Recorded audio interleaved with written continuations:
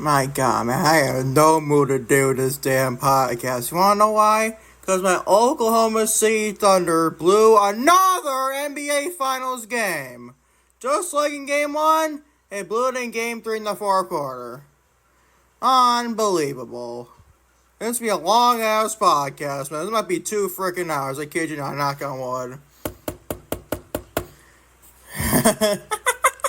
Just love doing the knock on wood part, people. It's gonna be a long freaking podcast, man. I got a lot to discuss. I got 2 shows I wanted to do reviews on, including recapping Game 3 of the NBA Finals and so on and so forth. I'm like, oh my God, this podcast might be long. There's a lot of big news topics, but long like news topics to discuss the pop culture side of things. So my God, man, strap in your seatbelts and watch me botch my wording here, to say the least. What's going on, everybody? How y'all doing today? I know, I'm a crazy lunatic, you want me to say. Right now, it's 1:02 p.m. Eastern Standard Time in Syracuse, New York. We're beginning Thursday, June 12, 2025. Welcome to episode number 9 for June 12, 2025 with No Limits to Lucas. I'm your host, always, is Lucas Allen, like I said. And follow me on social media, Twitter and Instagram, Lucas E. Allen, TikTok and Facebook, No Limits to Lucas. Patreon.com/No Limits to Lucas. You're watching on YouTube, hit the subscribe button, and also turn the bell for post notifications. Hit a like on this video, and also comment on what you think of all my podcasts, to say the least. You're watching on Spotify, do the same thing on the comment section. Hit me a Spotify comment, and also hit a 5-star rating on the 5-star rating, like on Spotify, like I said. Let's get a review, shall we? So, my review. So, I'm always saying fucking review, man. I'm going to say your podcast. I'm so trying to get used to it, just strictly the podcast from now on. Let's go to NXT. June 10th, 2025. Review for that. Well, Ethan Page defeats Sean Legacy. Ethan Page being the reigning defending NXT North American Champion. Defeating Sean Legacy to start the show. And after the match, Ricky Saints came out to attack Page. You know, this is a very forgettable thing. It was not a bad match of Legacy and Page, but I just didn't care. Didn't care. I don't know what they're doing, Ricky Saints, but I don't know what they're doing, just saw this at least. I don't know what the show even is, honestly. It looks like Dynamite this week. Also, in the culling, me and Nico Vance, and also Sean Spears defeating Josh Briggs and Shoki Inamura. Boring. Also, some Lash Legends. I love you. I love you some Lash Legends. She is freaking very good. She defeats Rank St. Clair. Not a boring match, though. Also, in JC Jane, the reigning defending NXT Women's Champion, defeats Lainey Reed to retain, like I said, an NXT Women's Championship. And after the match, Ava appeared to reign NXT General Manager and told Jane that she would have to face the winner of a Fatal 4 on June 24th. And whoever wins that match will face JC for the NXT Women's Championship at Evolution. The NXT Women's Championship's on Evolution. You know what? I freaking love that idea, by the way. Because NXT is the best women's division of professional wrestling, whether AEW fans like it or not. So I just see that for Ava putting the NXT Women's Championship on Evolution. Listen to High Rees. Don't know if I'm even saying that right. Defeat the Family in a freaking forgettable, I don't give a fuck match. And also discussing your main event, Oba Femi defeats Jasper Troy in the main event to retain the NXT Championship. Let's just start an NXT review. Oh, it's your freaking 4-hour special for 2 weeks in a row for Dynamite. Oh my God, man. AEW Dynamite Summer Blockbuster June 11, 2025 review. Will Ospreay and Swerve Strickland go to a time limit draw. Very fun match, but still, don't know why this went to a time limit draw from a 4-hour show. Goes to show that Tony Khan is not going to do these 4-hour freaking shows. I've been sorry for another day, I guess. Also, Mystico defeats Blake Christian. My autocorrect here, but Ballard Christian. What the frick is wrong with my autocorrect in Google Docs? Google Docs, fix your shit. Blake Christian and Mystico defeats Blake Christian. Boring. Also, Hurt Syndicate defeats people like Billy, Kevin Knight, and Masarkia Dorado. Boring, like I said. Also, John Moxley warns Hangman Adam Page to shape up before their AEW World Championship match at All In. Very fun promo, we'll discuss that. Also, Anna Jay and Ty Mello defeat Megan Bay and Penelope Ford. Boring. I just hope to God there's no women's tag team titles in AEW. So that's the last thing this company needs, is All Elite Wrestling Women's Tag Team Championships. Sorry, AEW marks, to say the least. Kazuchika Okada to reign defend AEW Continental Champion, unleashing a vicious attack on Kenny Omega to reign defend AEW International Champion. Ahead of the match at All in Texas for now AEW Unified Championship. I'll be honest, this title looks freaking gorgeous. I love to look at the title. But the name is awful. The name is freaking awful. We're going to discuss that. Kyle Fletcher defeats Anthony Bowens. Not a bad match. FTR drives a chaotic scene and takes a shot at Atlas Jr. Freaking don't give a shit. Tony Storm to reign defend AEW Women's World Champion. Defeats Julia Hart. And after the match, Mercedes Moné to reign defend AEW TBS Champion. Who's now going for another championship next week against Zeus. Oh my god, man. Watch the Mercedes Moné haters go ballistic online for that one. Mercedes took out Tony, and after the match, she held up the AEW Women's World Championship. We'll discuss that. Also, the Conglomeration defeat MXM Collection, Tyler Valkyrie. Don't give a shit. Bandido defeats the Beast Martos. Boring. And Tekla defeats Queen Naminata. Not a bad match. And the Don Callis family defeat the Daniel Garcia and Paragon in the main event. This show is 4 hours long. You main event with a freaking 8-man tag team match. This just went to freaking midnight. Thank God I watched the finals, but my God, man. Imagine you're actually a wrestling fan. Don't watch basketball, don't watch anything else. And you have to watch this shit for 4 hours on your Wednesday night. Going into Tuesday morning. Can't be me, bro. We're going to discuss your reviews. Those are 2 reviews. Also, some backstage news on why AEW has been releasing iconic past matches on YouTube. We'll discuss that. Also, some backstage details on AEW's decision to unify the International and Continental Championships. Discuss that. It's not hard to discuss there. We'll discuss it, though. Also, an update on Danhausen's AEW status. And that's your wrestling. Let's move on to your NBA side of things, so that's sports. Oh my god, man. Here we go. The Pacers take a 2-1 series lead in the NBA Finals following Game 3 victory over Oklahoma City Thunder. My Oklahoma City Thunder. If you don't win Game 4 to say the least, this series is over. It literally is. Game 4 is a must-win game for the Thunder. We're going to discuss that. Also, the Mavericks deny Knicks' attempt to speak with Jason Kidd for a head coaching job. We'll discuss that. Also, the Broncos reportedly signed running back JK Dobbins. Absolutely love this sign for the Broncos standpoint. We'll discuss that, though. Also, the Texans safety Jimmie Ward arrested in felony assault on family violence charge. We'll discuss that. Also, my girl, the lovely Miley Cyrus. She shares how she fixed difficult family feud with Billy Ray Cyrus. Oh boy, man. You know how much I was pissed at one episode of the NXT review for the second time I did a review show. I was so pissed at Billy Ray Cyrus, the comments he made about Miley. I was pissed, I gotta be honest, bro. We'll discuss that. Also, the Brian Wilson, the co-founder of Beach Boys, has died at the age of 82.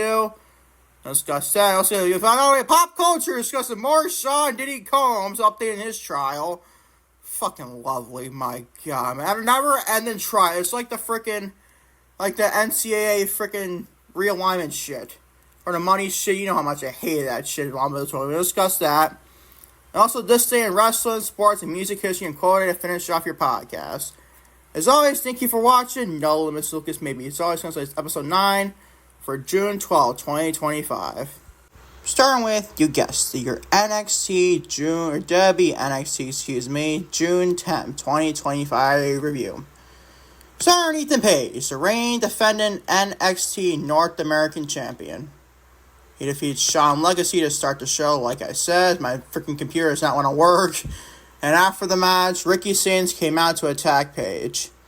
This is a solid match between Page and Legacy. Gave it a B-. Nothing like bar burner or classic anyone means necessary. But this show, man. Oh my god. Granted, this is probably as bad as Dynamite this week, believe it or not. It's because it shows you Dynamite is not what the fuck they're doing with Tony Khan Company, but still. This is just a match for the sake of having matches, honestly. I had nothing else to give here. It's just a B-. Also, Like, what are we doing, Ricky Starks? Why even lose that championship in the first place? I don't get this company's logic. If he's still feuding with Paige, why the hell does he need a championship for? If you already lost it to Ethan Page. Makes no sense. B- your grade. Solid match with Ethan Page and Shawn Legacy to start the show. Time for the best grade in the show. It's probably so much the show sucks. At least it's boring, to say the least. Also, Nicole. Josh Briggs. Not Josh Briggs. Oh my god. Where I get Josh Briggs from? He's in this match, so we can get it twisted. Nico Vance and Sean Spears to call in defeat Josh Briggs and Shoke Anamura. A big fat good old C. You like that one, huh, people?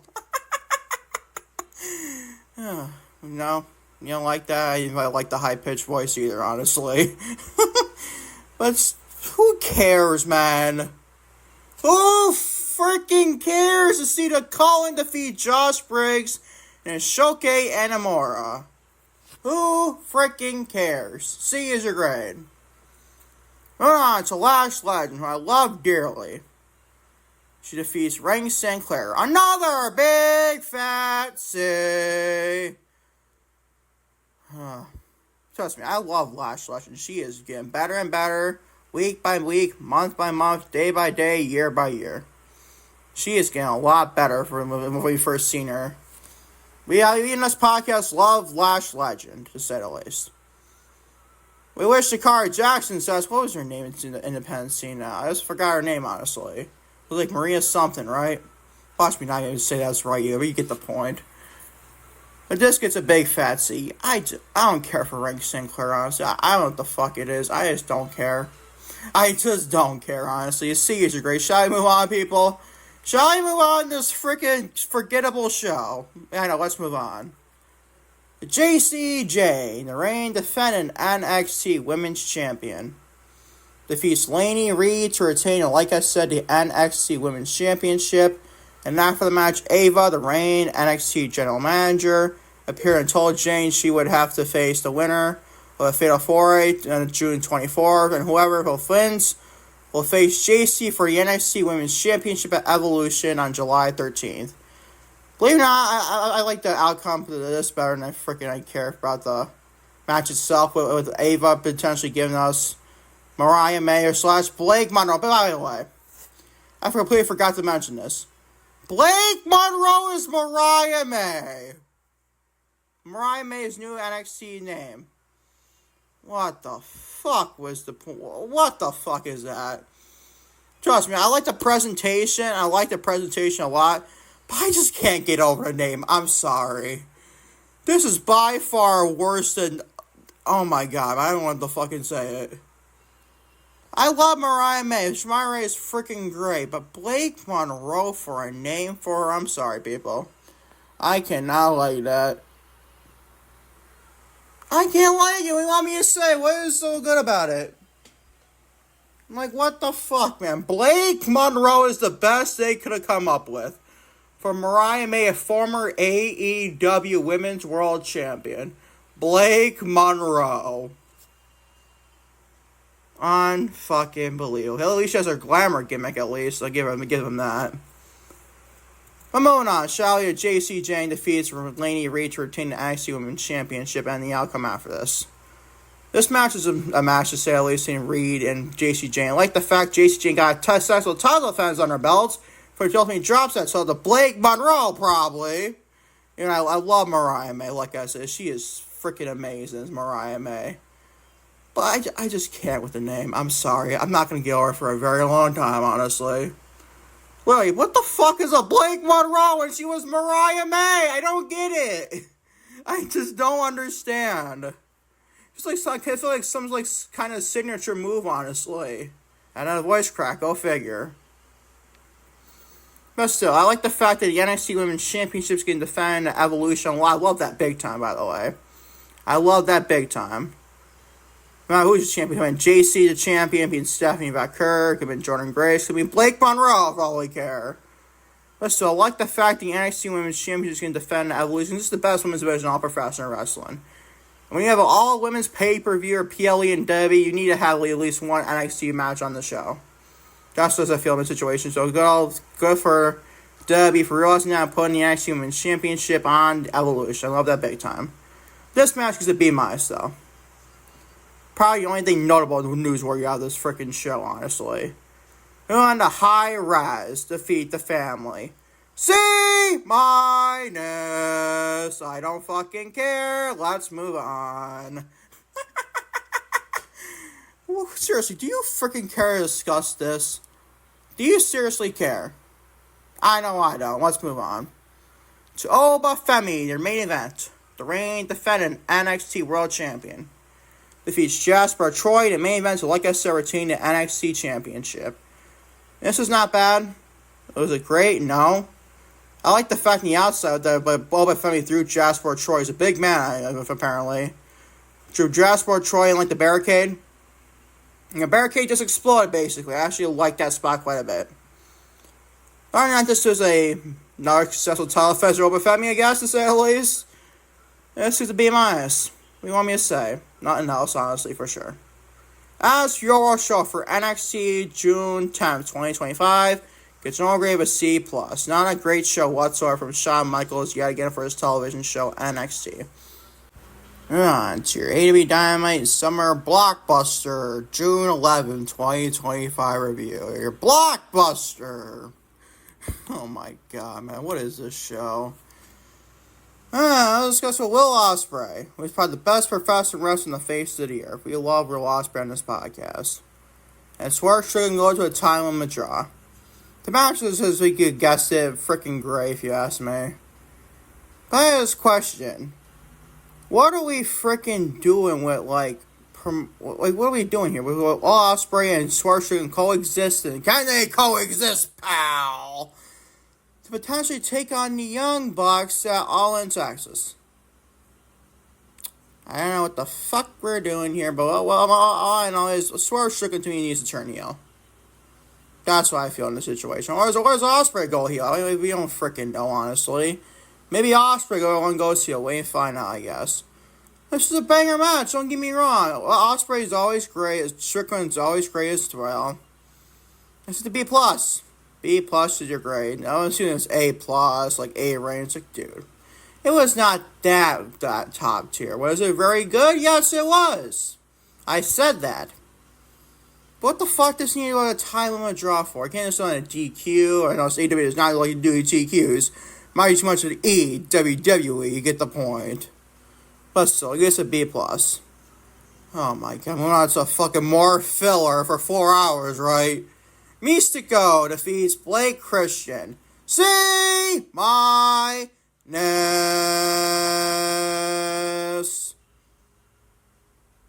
Do you care? Because I know I frickin' don't. And Mr. Mystico gets to face MJF, Maxwell, Jacob Freeman, and after the Hurt Syndicate next week. Oh, gee, I wonder who's going to win that. Who the fuck is going to care about that is beyond me. C- your fucking grade. Speaking of Devil, the Hurt Syndicate. Bobby Lashley, Shelton Benjamin, and MJF, Maxwell, Jacob Freeman. Defeats people like Bailey and Kevin Knight and Masarkia Gerard. I don't know if the fuck I'm saying that right. A big fat C. Oh my fucking god, man. What is this show? And why is it 4 hours beyond me? Comparing Collision and Dynamite all into one for 4 hours. Lovely, Tony Khan. Oh my fucking god, man. Do you seriously care about this? A 6-man tag with somebody I can't pronounce his name right. Is it my fault? Not really, because I don't know the fuck this dude is. A big fat C is your grade, and shall we move on? We'll definitely move on, I guess. Jon Moxley. The reigning defense, sadly, AEW World Champion. Warns Hangman and Adam Page to shape up before their AEW World Championship match at All In Texas. Well, this is not that bad. This is not that bad, in all honesty. Give it a B. For Jon Moxley segment in 2025 getting a B, it's a miracle, honestly, for him.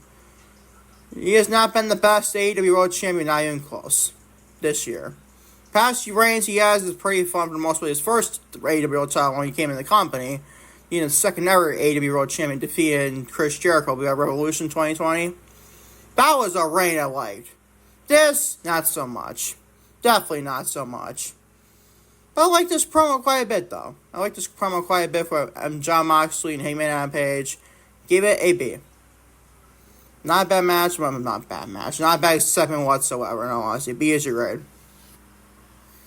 Moving on to NXT. But by the way, Hangman Adam Page still, in my opinion, and everybody else's opinion, needs to win at Texas. Any questions? Then think it. Let's move on. To Anna Jay and Tay Mello defeat Megan Bay and Penelope Ford. Okay match, C+, your grade. Do we care? Please, the love of God, don't have AEW Women's Tag Team titles in your company, Tony Khan. We do not need those titles. Like, people are saying, well, we need AEW Women's Tag Team titles so badly. Where? You got 2 mid-card titles and a bunch of other different titles in this company. Why do we need tag team titles for the women's division? Look at WWE Women's Tag Team division. It's just like AEW's. It's probably not somehow worse. You never know with this fucking company. Please, to God, don't have AEW Women's Tag Team titles, Tony Khan. Tony Khan, please, no. I don't want to know any freaking normal wrestling fan wants to see that shit. I'm sorry. C+ your grade. Moving on, Kazuchika Okada, the reigning defending AEW Continental Champion, unleashes a vicious attack on Kenny Omega, the reigning defending AEW International Champion, ahead of their AEW Unified Championship match, and all in Texas. I'll be honest, this title looks gorgeous, but I absolutely the name fucking sucks so bad it's not even funny. The AEW Unified Championship. What did you came out of W2K20 with this creation, Tony, of a title? Not that the title looks like 2K20, I'm just saying the name value-wise. What the fuck? What kind of a name is that for just a gorgeous-looking title like that? Are you fucking serious, Tony? You can't make this shit up. It's like he's not even gonna try. The AEW Unified Championship. Well, that's something, right? Said nobody ever. Hey, this is a very fun segment. This is the best thing in the whole 4 hours. Kenny Omega was bleeding and through his mouth. I was like, oh my god. This was freaking badass Okada. You see, this is the type of Kazuchika Okada I would like to see on AEW television. More of this, please, Tony Khan. This man literally bloodied up Kenny Omega to something else, man. This was freaking a great segment, though. I could have done the Unified Championship being called the Unified Championship. I love the title design, don't get me wrong, like I said. This is an A-, though. Not a bad, but obviously a great segment here. Best thing on the show, I feel. Moving on to Kyle Fletcher. Not a bad match here, defeats Anthony Bowens. Not a bad match, like I said, gave it a B. Do you want me else to say here? Nothing else? It's not, literally. The match is just good. The match was good. But is there anything else to discuss here? No, let's move on. To more filler. FTR, Dax Harwood, and Cash Wheeler drives a chaotic scene and takes out Atlas Jr. A big fat C. And who the fuck is Atlas Jr.? Why should I freaking care? Oh my god, this show pisses me off. You don't like it? Don't watch it. It's a called constructive criticism. Does Tony Khan like it? Probably not. Just like Triple H doesn't like it, the critics online too. Well, guess what? I don't care, Triple H. Just saying. C is your grade. Shall I move on? Tony Storm, the reigning defending AEW Women's World Champion, defeats Julia Hart, and after the match, Mercedes Moné, who's on commentary, basically another damn steak and beans this time. Dude, I kid you not, this steak looked like it was bloodied. Maybe I was looking at last week's steak, but still, bro, what the fuck? Who is cooking and catering backstage for AEW? I would love to find out. Because my guy, you are an awful cook. No offense, I ain't joking. I mean any ill will towards you, but my God, bro, that steak look, ugh, no sirree. I like to cook. I mean, a well done steak. You get the point, people. You know how much I care about the steak more than the Tony Storm Mercedes Moné feud. What are we doing? Why does Mercedes keep on being on commentary the last 2 4-hour shows this past 2 weeks? Like, what are we doing? Can't you see women have an in-ring set for a 4-hour show? Back-to-back weeks, Tony Khan? Literally. What are we doing here? Match was solid, but I like the kind of like the beat down to a point, but Mercedes to Tony, but still, bro. How am I supposed to care when you're supposed to be building Tony and Mercedes for Texas? Instead of worrying about Julia Hart and Zeus next week against Mercedes collecting another championship on our way to a world title in AEW. B minus your grade. What do you want me to say? What else do you want me to say? B minus your grade. On to conglomeration. Defeat MXM Collection and Tyre Valkyrie. Oh my God, man. See my ness. Oh my God. I know this is an audio podcast, don't get me wrong. But I am just shaking in my head pretending like it's a video podcast. I kid you not. I kid you not. I'm not joking. I am not joking. Oh, seriously, who the fuck cares? Who the fuck cares about the conglomeration and the maximum male models? Let's just call them the maximum male models. Basically, Tyler Valkyrie's Maxine Dupree. Oh my God, please don't ever remind me of LA Knight being Max. What was his name? Max Dupree? Oh my God, that was just awful television. I felt so sorry for LA Knight. Thank God he's now LA Knight. I don't know, you should have won Money in the Bank, though, but then again, you get the point. Let's discuss that in our podcast. But this was a match, to say the least. I didn't fucking care whatsoever. C minus is your freaking grade. Moving on to Bandito. Is he even the Ring Around World Champion? I don't even freaking know. Bandito defeats the Beast Morto. Solid match, C plus is your grade. That's all I could give you. That's all I could give you. Do you freaking care? I just don't care! I don't care! 4-hour show I have to watch. I didn't watch it on Wednesday night. I watched it this morning, but you get the point. I don't fucking care. C plus is your fucking grade. We shall move on to Tekla. Or Thekla, whatever the fuck her name is. Defeats Queen Naminata and B minus is your grade. Not a bad match at all. Not a bad match whatsoever. Is it like a bar burner of a classic? No. This is not a bad match per se. I'm just worried for Jamie Hayter, bro. I really fucking am. That woman should 1000% beat Mercedes Moné at Double or Nothing. As a Mercedes Moné fan myself, I'm just coming out of my mouth. Like, what the hell, bro? Where is even Jamie Hayter? I don't even fucking know, bro. God, maybe she was the one who cooked the steak for Mercedes Moné. We may find out, bro. I don't know. This gets a B minus. Do you care? Because I know I don't. It was a solid match, but I just didn't care, honestly. Sorry, people. And on to your main event, an 8-man tag. I don't give a flying fuck match. Lovely! You've wasted 4 hours of my time to get to this main event. With the Don Callis family defeating Daniel Garcia and the Paragon in the main event. Another big fat C. Oh my God, man. You're asking a regular viewer, not named me, because I watched the show last night. I watched it this morning. But you're asking an honest viewer that's a professional wrestling fan like I am, but I had more things to do last night. Watching my Thunder play NBA Finals basketball. You're asking them to watch your 4-hour show. So also we can get to a main event with the Don Callis family and Daniel Garcia and the Paragon. You're asking way too fucking much, Tony Khan, out of your audience to stay up for 4 hours to watch this main event. Are you fucking kidding me? C is your grade. As for your show for AEW Dynamite June 11, 2025 Summer Blockbuster edition of Dynamite and Collision, It's all rate of a C freaking plus.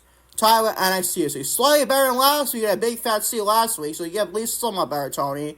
But still, please, no more 4-hour shows ever again, would you please? Thank you very much. What's your wrestling news? Backstage news on why AEW has been releasing iconic past matches on YouTube. Fightful Select has reported about the reason for AEW to post some other older matches, with some in AEW telling the outlet that the decision was to direct some of their viewers, some viewers to the streaming platform, HBO Max. The YouTube videos have links that allows users to go onto the streaming platform for fans to view other AEW shows. The report also revealed that the reason some matches lack commentary is that the promotion wanted to gauge fan reactions on social media following the videos and initial buzz. I don't mind it, honestly. I don't mind it whatsoever. I have put in some, basically, YouTube. It's kind of like WWE with their Vault section on YouTube. The W Vault section on YouTube, you have, Raw, SmackDown, NXT shows on there. I like that, honestly. I feel like AEW should do that, honestly, as well for Max. But also YouTube as well. I like this move big time for AEW, in all honesty. Moving on to an update on Danhausen's AEW status.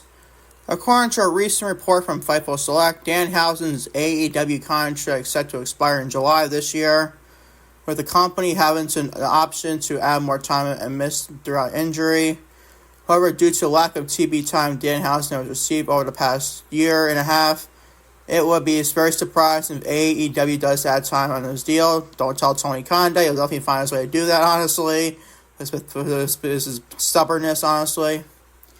Danhausen has not been factored into any creative plans as of late, with Fightful even reporting that the man himself has reached out to AEW several times, only to be told he's not in for TV for that week because he doesn't know Tony Khan doesn't know what to do with him, obviously, because he doesn't know what the hell he's doing in his roster, like I said, with no new plans being pitched as of late. You might as well just have this man go. You might as well.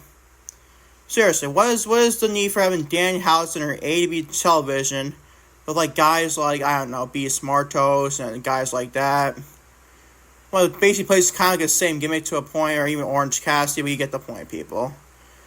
What is Danhausen going to possess in AEW? I love the Danhausen character, don't get me wrong, for AEW. But what is he going to do for look at difference for AEW television? The answer is nothing, to say the least. Moving on to some sports talk, man, shall we? The Indiana Pacers take a 2-1 series lead in the NBA Finals following Game 3 victory over my Oklahoma City Thunder. Here we fucking go, man. My Thunder take a freaking blow in the lead once again, like they did in Game 1. And for Tyrese Haliburton, basically a game winner. Basically a game winner in the Pancomer Center in Oklahoma City. Just fucking lovely, bro. He blew it the 32-18 the fourth quarter, by the way, for the box score. I watched the whole game. I was so pissed. I'm like, how do you fucking blow the lead in Game 1 and Game 3? Game 1's one thing, but you blow it in Game 3 is another thing, too. The fuck are we doing, Oklahoma City? You're my favorite basketball team, and you blow Game 1 and Game 3. The fuck are we doing, man? Come on, SGA, J-Dub, Jalen Williams, Chet Holmgren, come on. Mark Daigneault, the head coach, come on, man. Gotta do better. After a miracle Game 1 comeback and some being in Game 2, interesting time in there, the Indiana Pacers spent 48 minutes looking like they belong in the 2025 NBA Finals. They do, honestly. I feel like the Pacers are always overlooked, though. As an honest fan of Thunder, I feel like we're the NBA analysts, like they always do, overlooked constant underdog. And the underdog always prevails. Unfreaking believe it. Now I gotta be a freaking recipe of disaster with that. Thanks to stupid analytics. Alright, the analysts, you get the fucking point, people. And now they're 2 wins away from their first NBA championship. The Pacers defeated the Oklahoma City Thunder 116-107 in Game 3. On Wednesday, it took a 2-1 series lead in the finals. Game 4 is in which they could fully put OKC in the back foot. Like I said, this is a must-win for Oklahoma City in Game 3. Or Game 4, excuse me. It's scheduled for Friday at the Gamebridge Fieldhouse at 8:30 p.m. Eastern Standard Time on ABC. Like I say, Game 4 is a must-win for my Oklahoma City Thunder. If they lose that game, the series is fucking over. If we be down 3-1, going back to OKC, probably win Game 5, and then losing Game 6. We need to win Game 4. No quiet ifs, ands, or buts. It was probably the biggest game in all the season for Oklahoma City Thunder in Game 4. It probably is better than the Denver Nuggets one, obviously. It's the finals. And a lot of different games as well. It's the biggest game for the Thunder in Game 4. If they don't win, it's over in the finals, and the Indiana Pacers should probably be your 2025 NBA Finals champions. You're just waiting to find out, bro, but I am pissed off at this game. I was so pissed at the end of this game. I use my mom's TV because I don't get ABC in my upstairs room and everything. So we use the TV downstairs in the living room, or a room in general, you get the point. And I watched the whole game. Like an honest fan, I watched all the way up to the end, and the Thunder lost. You gotta be fucking kidding. I didn't believe it at first. We were leading the fourth quarter by 5 points. 89-84 going in the fourth quarter. And we blew it 32-18 the fourth quarter for the Pacers. Unbelievable. Unfucking believable. Let's see if the Thunder can bounce back, man. We should wait and find out Game 4. You get backs against the wall in Game 1. The Tyrese Haliburton baseball game winner. So wait and find out the Thunder can win Game 4 in Indiana and Indianapolis for sure. It's a hard place to play. You thought the Oklahoma City was a loud house. My God, the Indiana showed the hell up with their crowd last night. So we just wait and find out for sure. The Oklahoma City Thunder can bounce back in Game 4 and facing up even if the series going back to Oklahoma City for Game 5 on will it be a Monday? What would it be? I don't know what date that'll be, but you get the point, people. Let's get into the segment for sure. The Mavericks reportedly denying Knicks' attempt to speak with Jason Kidd for their head coaching job after firing Tom Thibodeau. Amid speculation that there may be a new head coach for New York Knicks, and the Dallas Mavericks fully expect Jason Kidd to remain with the organization for a foreseeable future. The Mavericks have priorly insisted that the key stakeholders that Kidd will not be leaving the franchise this offseason, according to the Athletics' Christian Clark and Sam Amick. I think that's how I say it. Sam Amick, probably. Instead, Kidd is reportedly hoping to parlay with the Knicks' interest in him into a new contract extension with the Dallas Mavericks.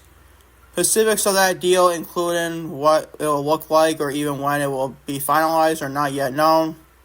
The report comes amid speculation that Knicks, who fired Tom Thibodeau last week, following their exit in Eastern Conference Finals against the Indiana Pacers, obviously, would try to make a play for Kidd. The organization had serious interest in hiring Kidd per The Athletic, but they were denied the opportunity to speak with the coach. NBA insider Mark Stein reported on Wednesday. Probably a smart decision your Dallas Mavericks. You have the number one overall pick, and it's just in the conversation in its own right how they fucking got that pick with the draft lottery. Fucking hate the draft lottery. What's going to be more complicated? They had Kyrie Irving, and they battled the dumbest trade in NBA history. They traded Luka Doncic to the Dallas Mavericks to the Los Angeles Lakers. The dumbest trade in NBA history got them battled up from Nico Harrison, the Mavericks general manager. Now you got Cooper Flagg, Kyrie Irving, and Anthony Davis, the big three, to battle them off from the dumbest trade in NBA history. Oh my God! Only the Mavericks can pull this shit off. But so after this, and the Knicks, honestly, Taylor Jenkins be the next head coach of the Knicks. That's my pick. I fired mid the end of the season from the Grizzlies. So waiting for out then Taylor Jenkins is indeed the next head coach of the Knicks. That's my personal decision for them. I think he's honestly better than Jason Kidd, honestly. That might be a hot take, but it's my opinion. What do you want me to say, people? So that's my thoughts on the situation for sure. The Broncos reportedly signed running back JK Dobbins in free agency. The Denver Broncos are signed former Los Angeles Chargers and Baltimore Ravens running back J.K. Dobbins, according to multiple reports. Per NFL Network, Dobbins' contract is 1 year and is for $5.25 million a year, obviously for 1 year. I absolutely love this pickup for the Broncos. Does he take the Broncos desperately need a running back who's into Javonte Williams in free agency to the Cowgirls. And also not getting a running back in the draft. I thought they were also going to get not RJ. It was the Hampton dude from UNC, the running back from North Carolina. I forgot his name. His last name is Hampton. I know that.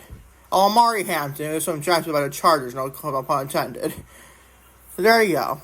JK Dobbins is now a Bronco, and I absolutely like this move quite a bit. The dude's a work off of Bo Nix, a second-year quarterback out of Oregon. And you got guys like the receivers like Cortland Sutton. They signed Evan Ingram from free agency if he got cut from the Jaguars. Broncos looking very legit for next year. So what they do in that division, the AFC West, also the Chiefs and Chargers in that division. The Raiders look like an improvement as well. Should be a much more competitive division for the Chiefs. We shall wait and find out if someone can dethrone the Chiefs. I highly doubt. Don't let some catastrophic injury happen to Mahomes or Kelsey.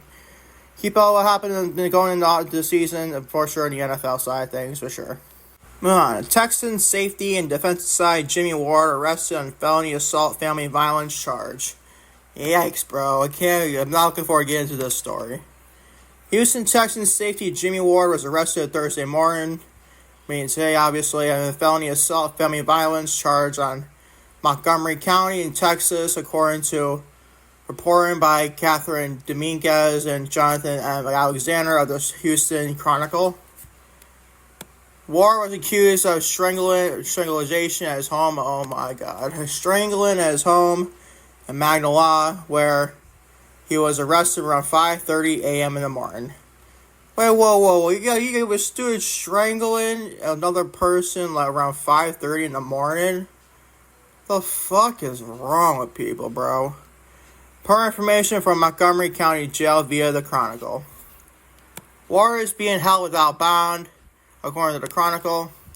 We are aware of the report involving Jimmie Ward. Omar Mazabab, the Senior Director of Communications for the Texans, said in a statement, "We are gathering more information and have no further comment at this time," end quote. So waiting to find out what the Texans do with Jimmie Ward. Honestly, minus this stuff or not. Do they really need Jimmie Ward? I don't think he just make backlash happen to him too. They already got safeties like they signed C.J. Gardner-Johnson from the Eagles. And you also, what was that dude from the Bullet guy dude? I forgot his first name. I'm sorry, people. But you should have a breakout season. Like, you don't really need Jimmie Ward. And probably another safety as this, too. This might be icing on cake for him, man. As a Texan, for sure. Keep updating this, for sure. Now on to a person in the pop culture world, I think the absolute world of, as since her Disney days in Hannah Montana. Miley Cyrus. She shares how she fixed difficult family feud with her father, Billy Ray Cyrus. Miley Cyrus detailed her reunion with her dad, Billy Ray Cyrus, after a really difficult period apart, during which she said that half her family members weren't speaking to each other. She probably thought Billy Ray Cyrus was Tish Cyrus, Miley's mother, and Billy's ex-wife as well. That's a whole disaster, in all honesty. Miley Cyrus took a wrecking ball to her family drama. What a way to dispute there, honestly. The singer addressed her rough patch with dad Billy Ray Cyrus, revealing that the two were finally able to reconcile after a really difficult period apart. What did you call your decade, dark decade? Miley asked Monica Lewinsky on June 10th episode of the former White House Interns Reclaiming podcast. Yeah, we had one of those. There you go.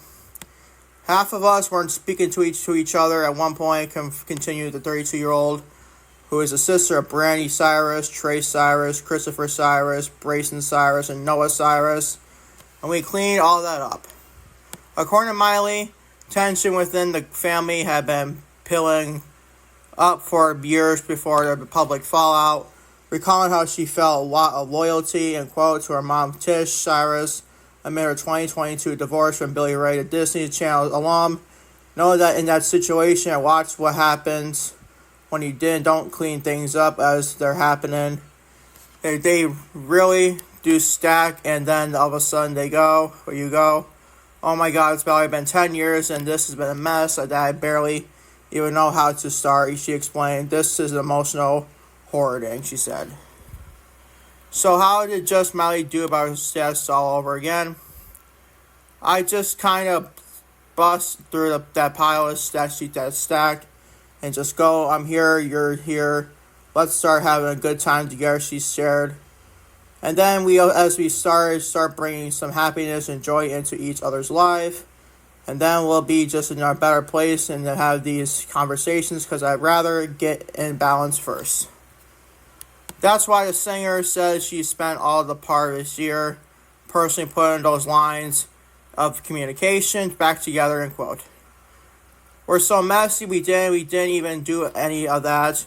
She joked about family therapy, quipping, and some more there, and that to get each other in a room to even get to counseling, which we have been a war. Oh my god, a war. Counseling, man, oh my god.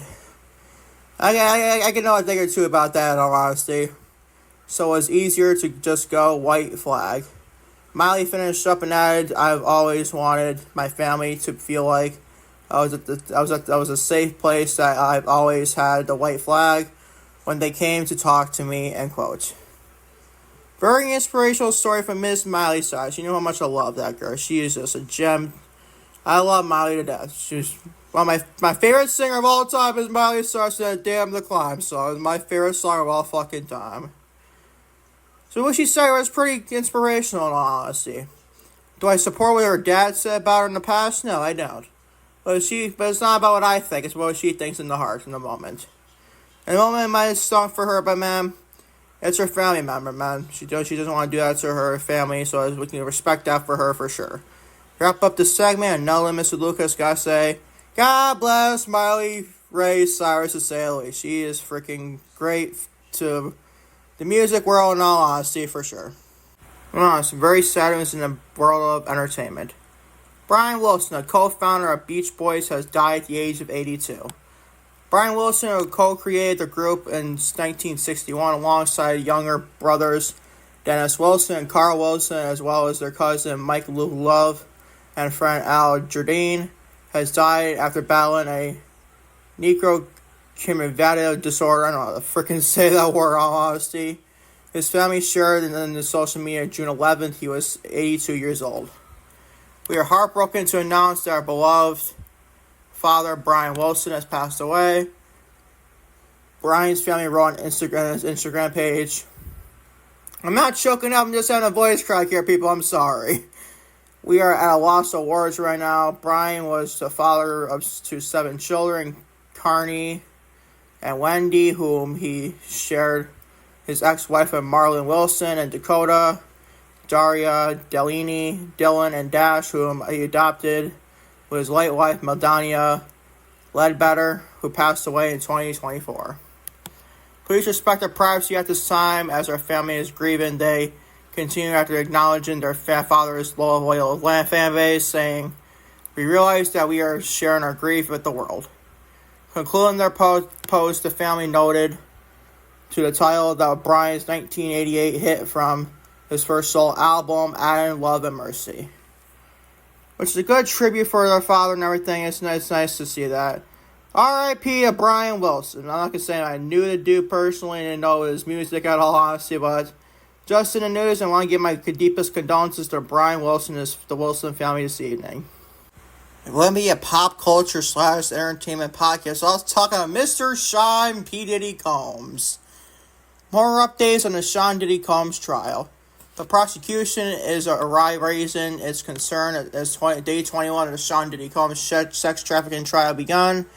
Assistant U.S. Attorney Maureen Cami shared on June 11th that her team is seeking to remove one of the 12 members of the jury, according to NBC News reporters in the courtroom. We are very reluctant to put this in the letter, she told Judge Aaron Spraberman before the jury entered in the New York City courtroom. It appeared to be a lack of candor with the court that raises serious issues with us. The prosecutor added that we did not want to do this. We were compelled to do that, end quote. Defense attorney Alexandra Shapiro, who said that the jury number 6 is among the panel's black members, asked for 1 or 2 days of respond in writing and go over in the law case. The conversation comes after concerns about the jury juror were first brought forward yesterday by prosecution in a sealed conversation with the judge. However, in the proportional transcript obtained by NBC News, Shapiro said that the defense opposed removing the juror and wanted the opportunity to be heard before any decisions were made. Judge Shapiro said today that he will reserve on handling law statistics. I don't freaking know, people. This is a damn freaking Sean Diddy Combs trial. What do you want me to say about the juror who said stayed in the full detention of the day 20 until the decision is made?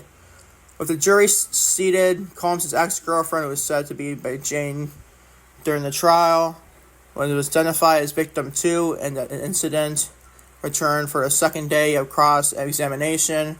The witness has continued to testify to alleged emotional, physical, and financial abuse she suffered during her relationship. No shit, it's Sean Diddy Combs. Of course he did some stupid shit. She said that participating in the hotel nights, the details of which are nearly identical to the freak-offs his ex Cassie Ventura recalled in her testimony, felt like a responsibility since she was financially dependent on him, with Combs paying her rent since April 2023. Jane admitted that she felt resentful and being introduced to a lifestyle that was built under a lot of emotional manipulation and pressure. I was already so hooked from the beginning, she testified June 10th. I fell in love with somebody I didn't understand the terms and conditions of what our relationship would be like. She also testified that Combs had physically assaulted her during her arguments, including one instance where she accused him of kicking and punching her and learned that she was seeing another woman. He wasn't seeing another woman, I'm sorry. It'll be weird to say she was seeing another woman. Boy, more Sean Diddy fucking Combs drama, and this shit is like freaking clockwork. And it's a never-ending bullshit with Sean P. Diddy Combs. Put this man in jail. What is taking so fucking long, people? Or not just jail, prison. This man's a freaking villain, in all honesty, to say the least. And finally, everyone, this day in wrestling, sports, and music history, and quote other day to finish off your No Limits to Lucas podcast, episode 9 for June 12, 2025. So in wrestling, 2000, on an episode of Monday Night Raw is War from St. Louis, Missouri, Crash Holly defeated Gerald Briscoe to win a WWF Hardcore Championship. That was 2001, a year later. At a SmackDown tape in Baltimore, Maryland, Test defeated Rhino to win the WWF Hardcore Championship that won just in 2000. This match was known for featuring the WWE debut of Stacy Keibler. So that's 2001. 2005. WWE presented the iconic ECW One Night Stand pay-per-view from the Hammerstein Ballroom in New York City. The show marked the revival of the ECW brand for the first time since the company fell into bankruptcy in 2001.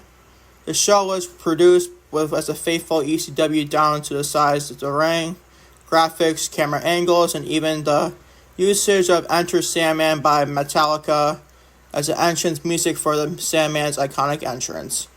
The show was a huge critical success, and eventually led to a revival of the brand 12 months later as a weekly show. In the main event of the show, the Dudley Boys, Bubba Ray Dudley and Devon Dudley, obviously in their last match for leaving WWE, donated tie-dye gear one last time to defeat Tommy Dreamer and the Sandman.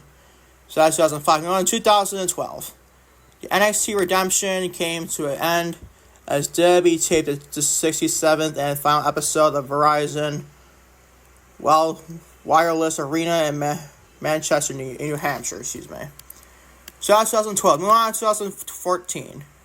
WWE announced the release of a dozen performers, including two being Drew McIntyre and Jinder Mahal of 3MB, who will return to the company to win world titles in the future years. Obviously, Drew McIntyre, one of the biggest names of the company right now. And on to sports history. 1984.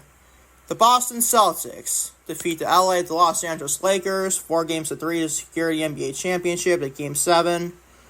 In 1991, the Chicago Bulls won their first NBA championship. The Bulls defeated the Los Angeles Lakers 4-1 in 5 games. Around 2002, the Los Angeles Lakers swept the New Jersey Nets and won their third straight NBA championship. Shaquille O'Neal won his third consecutive Finals MVP award. Moving on to your final sports history, 2023. The Denver Nuggets defeated the Miami Heat 4-1 in Game 5 to win their NBA championship, first NBA championship. Nikola Jokic was named Finals MVP. So that was sports history. Moving on to your final thing that was put in history, music. 1982, Bruce Springsteen's James Taylor, Jackson Browne, Linda Resident, and Gary U.S. Bonds all appear at a rally for nuclear disarmament in Central Park, New York, to over 45,000 fans. Or 450,000 fans, excuse me. In 1989, Elvis Presley Autoland Museum opened at Graceland. The museum contained over 30 cars which were owned by Presley, including his famous pink Cadillac, Harley Davidson motorcycles, Stunts Black Hawks, a 1975 Dino Ferrari, a 1956 Cadillac Enduro convertible, and the red MG and that Elvis drove in the film Blue opened. In 2002, almost done, people, don't worry. Clive Calder, with the man who was served credit for discovering Britney Spears, sold his record company Zamba to BMG Music for $2 billion. $2 billion, oh my god. Calder started Zamba in 1975 and had hits with Billy Ocean, Sam Fox, and Tight Fit. In 2005, Pink Floyd announced that they would reunite for the former bassist Roger Waters, who left the band in 1985 on July 2nd for the Live 8 London concert. This would be the first time the band had played together as a quarter since the Wall Tour in 1981. Moving on to your final part in history, 2006. Prince received a Webby Lifetime Achievement Award in recognition of his visionary use of the internet. Prince was the first major artist to release an entire album, 1997's Crystal Ball, exclusively on the internet. And finally, people, your quote of the day, 57 minutes on this podcast. I'm surprised it didn't go an hour yet, knock on wood still. Quote of the day. If I cannot do great things, I can do small things in a great way, by Martin Luther King Jr. to finish off your No Limits with Lucas podcast, episode number 9 for June 12, 2025. Quite like that quote again. Let's repeat that quote again. If I cannot do great things, I can do small things in a great way, by Martin Luther King Jr. So like I said, finish off your No Limits with Lucas podcast, episode number 9 for June 12, 2025. Thank y'all for watching No Limits to Lucas, June 12, 2025 edition of No Limits to Lucas, episode number 9. I'll catch y'all Saturday for your flagship episode number 10 of No Limits to Lucas for June 14, 2025, and discuss all things Friday Night SmackDown review and all your latest wrestling, pop culture, and sports news as well. Until Saturday, for more content, No Limits to Lucas on YouTube and all audio platforms. Peace, love, ready to take care. Love you all big time, to say the least.